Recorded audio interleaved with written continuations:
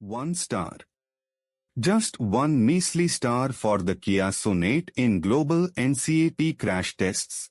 And it's not for some rare variant, yaar. We're talking about an India-made model, the dual airbag version destined for Africa, but it raises some urgent, uncomfortable questions about the Sonet we drive here. And trust me, the details of *y* it scored so low are even more concerning. So, here's the full breakdown. The Sonet, under Global NCAP's latest, stricter protocols, managed a dismal 1 star for adult occupant protection, scoring just 17.54 out of a possible 34. The report specifically mentioned weak protection for the driver's chest and marginal protection for the passenger's chest, plus an unstable vehicle structure, which is a huge red flag, no two ways about it. Child occupant protection was even worse, a shocking 9.38 out of 49. They found poor dynamic performance for the child restraints and head impact issues for a 3-year-old dummy.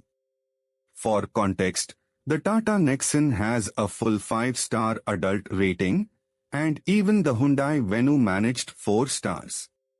What's truly surprising is how this Kia, often perceived as a premium offering, scores worse than even the Nissan Magnite or Renault Kiger, both of which secured a respectable 4-star rating in the same segment. The tested Sonet didn't even offer escape, which would have made a difference. But here's the kicker, this test wasn't even for the latest Sonet facelift, which raises a whole new set of questions for buyers here. Honestly, this is a major wake-up call.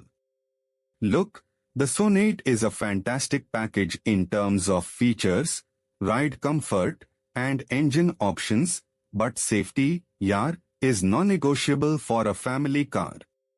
If you own one, don't panic, but be aware of its structural limitations. If you were planning to buy one, I'd seriously reconsider.